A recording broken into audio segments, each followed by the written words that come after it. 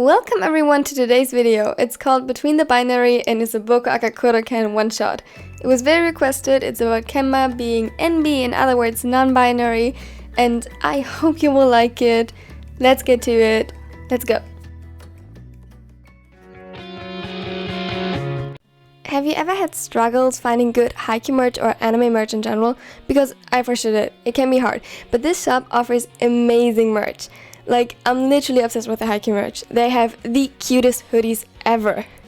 Now, if you want to get 10% off, click the link in the description. They offer me a collaboration, which is literally amazing, and you support my channel this way. So, win-win. Let's go.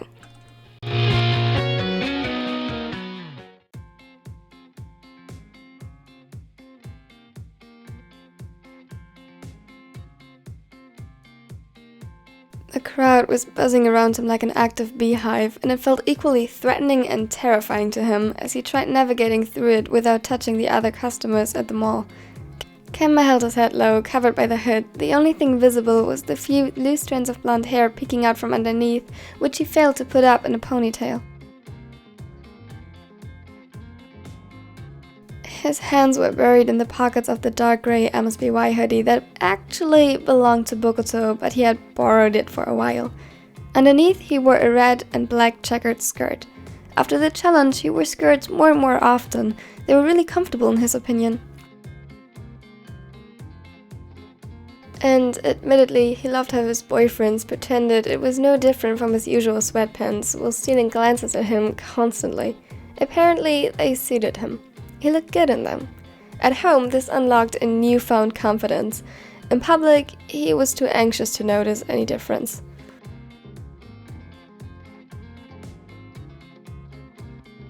He usually would convince one of his boyfriends to accompany him, but they were busy today and he didn't want to miss the new game release. Luckily, it wasn't one of those people waited ages for and camped before the store. It was not as well known yet, and Kenma was excited to play it on stream. He slipped into the video game store, suddenly feeling a lot more comfortable with a clear goal in mind to follow. He was so focused on it that he didn't notice the man staring at him from the shelf next to him, looking him up and down. That's a pretty violent game for a cute girl like you. You sure you want to play something like that?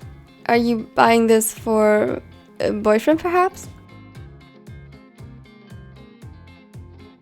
The cover art of the game was gorgeous, and Kenma could feel his fingers itching to play it. He proceeded to carefully inspect the back and read through the description when suddenly the guy stepped closer, towering over him. I was talking to you, cutie. He said it as though that was an achievement or a compliment of sorts. What? Kenma stared at him dumbfounded and increasingly uneasy. He liked his personal space most without any people in it, and this man left little space between him and the shelf. Nervously, Kenma started to assess his escape options. I said that's not a good game for a sweet girl like you. I can show you some that are better suited. Teach you perhaps if you'd like. I'm not. Oh, of course. You're probably one of these gamer girls. I mean, that's really hot. We could play together sometimes, if you know what I mean. Kenma's face twisted in disgust, and he tried stepping away slowly when a hand closed around his wrist. Immediately, a sharp pain jolted through his system, and alarm bells went off in his head. Where are you going? We were having so much fun. No, this was not fun. Absolutely not. Kenma started to panic. There were hundreds of people around them. He should be safe, but right now he didn't. The pressure around his wrist increased as he struggled against it when suddenly someone stepped up behind him. At first, he felt his panic rise, thinking the worst, that there were more people who wanted to hurt him, but then he realized the red store uniform. Let go of her, right this instant. What is it to you? We could be friends, you know. The store employee was a tall, rather impressive-looking woman, with long brown hair spreading evenly over her back and emitting a confidence that reminded him a lot of Bokuto. I honestly couldn't care less. Let go of her and leave the store, or we'll call security. I'm a paying customer. And I'm the manager and literally do not care. You're banned. The guy looked like he wanted to argue further, but she waved one of the security guards over and let them deal with it. Are you okay? Kenma nodded. He was maybe still a bit shocked and definitely confused, but okay. However, now his energy was drained, as though that guy had been an energy vampire, sucking all his life force straight from his veins with one touch. His head hung low, and he tried to hide deeper into the hoodie. Everything, all the buzzing around him, became too much.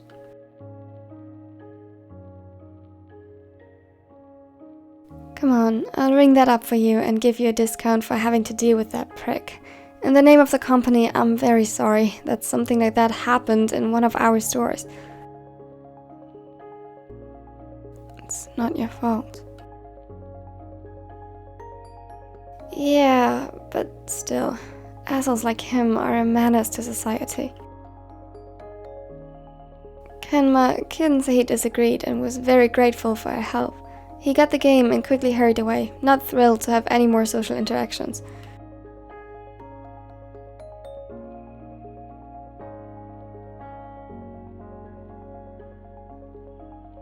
The door clicked shut and he quickly kicked off his shoes. He placed a bag with the game on the stairs but headed for the kitchen for a snack, passing the living room in the process.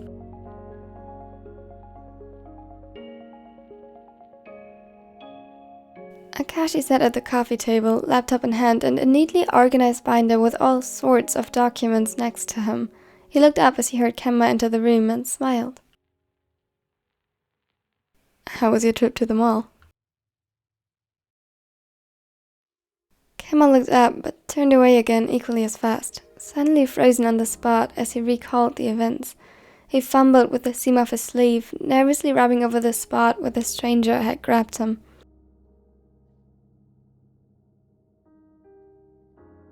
Odd. Akashi frowned a little, watching him in concern. Are you okay? Was there a lot going on today? He knew that Kenma hated crowds and got up quickly to comfort him.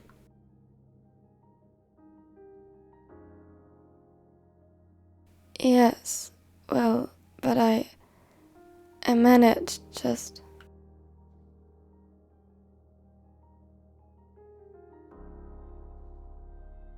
The sleeve hiked up a little, exposing red spots that slowly turned bluish.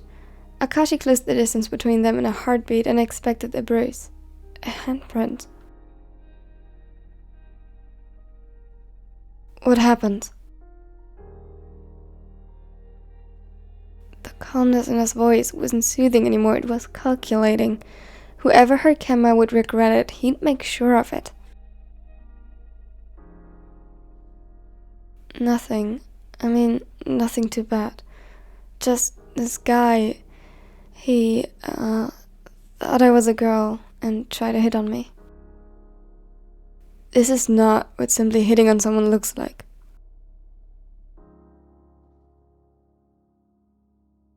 I know. He grabbed me when I tried to gain some distance. Some people really don't know personal space. But the employee helped me. She was really nice. Akashi nodded slowly, tracing soothing circles over the bruised area. How are you feeling about this? Are you okay now? Or scared? Or... I think I'm good. I'm home. I'm safe. He smiled reassuringly at the taller. Just a bit exhausted and confused.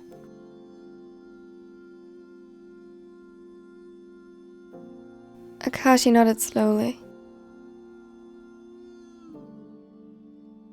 I'm sorry. I should have paused my work and accompanied you.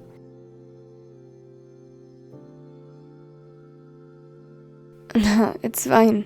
I can handle this. Do you need anything?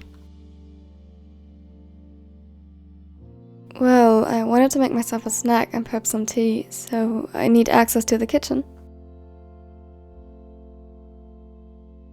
He laughed, considering Akashi was still blocking his way, and the dark hair joined in. However, instead of making way for the blonde, he gently nudged him toward the stairs. Go, enjoy your game, or rest. I'll make you something. Keiji, I'm fine. No need to be all overbearing like this. I'm not.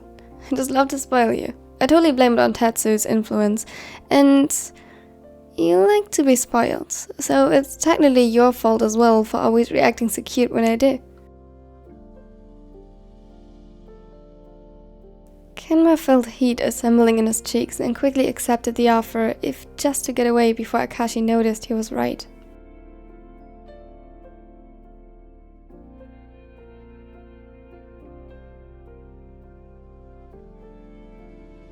The bed creaked a little under his weight as Kenma let himself fall onto it. The new game lay untouched by his computer, in odd sight, and the blonde wasn't sure what had diminished his desire to play it right away, but his mind was preoccupied.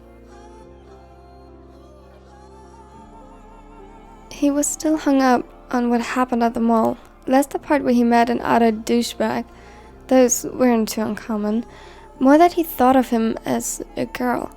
It hadn't occurred to him as something odd at the moment, but now it caused him headaches. Did he really look that feminine in the skirt? He walked toward the mirror, inspecting his reflection carefully. Yes, the skirt added a feminine touch, and in combination with his height, long hair, and the thin black strip of straight eyeliner, it created an overall more feminine look. But those were all things that weren't exclusively for girls, and in the end, he still looked like himself. The same awkward gamer, pale skin, dark bags under his eyes, and a lanky, unsuspecting build.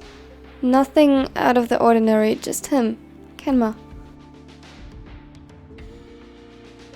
Kenma shook his head vehemently to chase the thoughts away. The feeling of confusion invading his heart was one he truly came to despise. He didn't want to second-guess everything and question whatever lay beyond this. With a grumble, he finally turned his attention toward the game in hopes of a distraction. It failed. And spectacularly at that. Everything started great. The gruesome prologue introducing him to the game was amazing, but then he had to pick his character.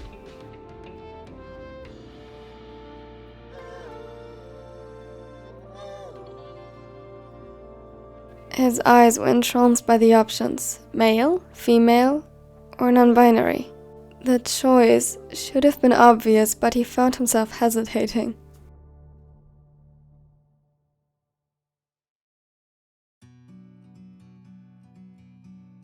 Why? God damn it!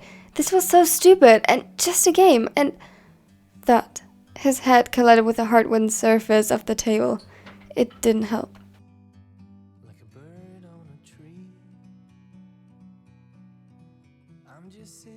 He was male, right? He has been his freaking life, or at least lived with the assumption he was. Then, why wasn't he bothered by being perceived as a girl? He liked skirts, so... Men could like skirts, that didn't mean anything. Besides, it was just because they were comfortable.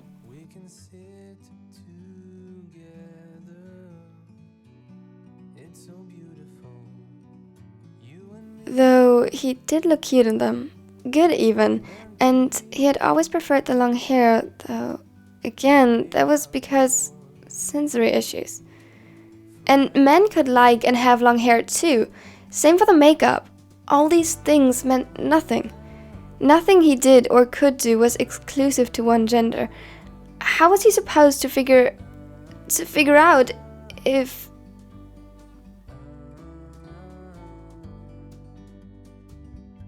To figure what out exactly? What was he even panicking about? Why all this fuzz? He was a man. There. Finished. Crisis averted.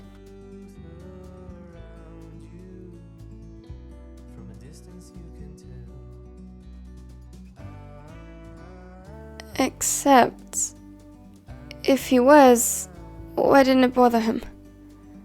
Why didn't he care whether people thought he was male or female? Wasn't that just a sign that he felt comfortable in his own skin and wasn't affected by teasing anymore?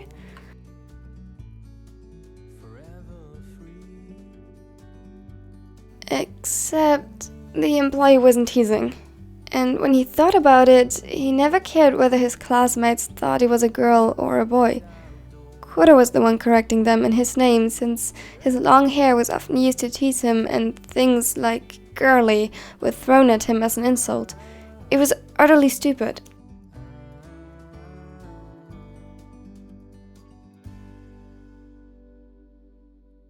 His gaze wandered over to the option number 3, non-binary. But how was it any better? Being called a girl didn't feel wrong. Neither did being addressed as he. It was what he was used to. So if you refused neither, was non-binary even fitting?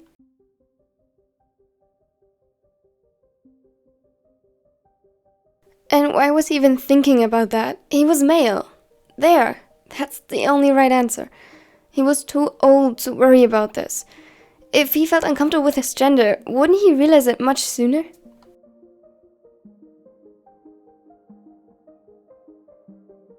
But that was exactly the thing. He didn't feel uncomfortable. He groaned in frustration, which was commented by a chuckle from Akashi, who pushed the door open with his elbow while balancing a tray of snacks and a cup of tea.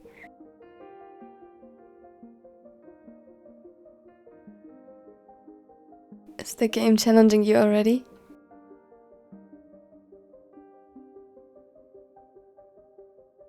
He placed the things beside Kenma on a table at a safe distance towards his electronics. Yes. I don't know which gender my character should be.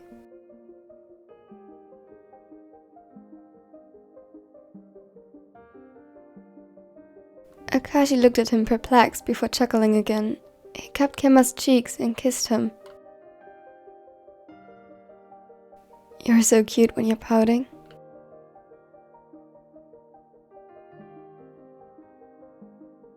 Kenma rolled his eyes. Just choose whatever you want. You're not helpful.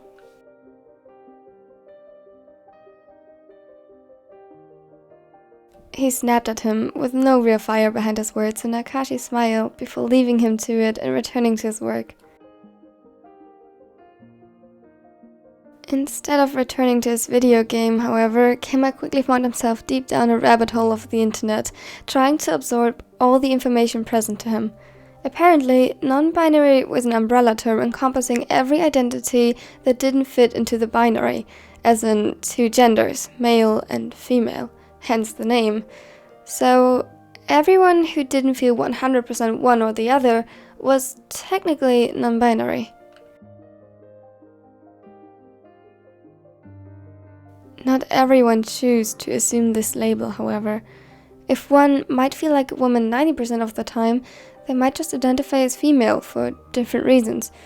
In other words, even if he was non-binary, he could simply proceed as though nothing had happened and let the people around him choose how to address him and his partners whether they wanted to correct them or not. He didn't have to assume the label Enby or any of the various sub-labels.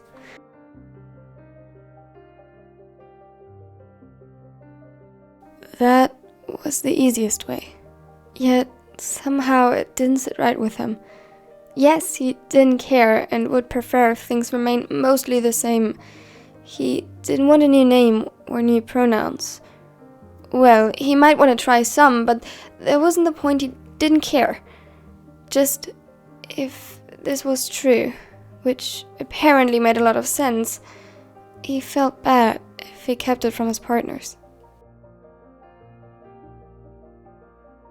This was an essential part of who he was, wasn't it? For many, their gender identity was an important part of their identity overall, so the lack thereof, or rather the lack of care, must be important as well, at least to some degree. It presented him with a whole new challenge. How would he tell them? What if they didn't believe him, or... He didn't know. Besides, he knew that Bokuto was definitely gay, so if he wasn't male... A whine escaped his throat. This was a mess. Why did he have to get down that road and start second-guessing himself?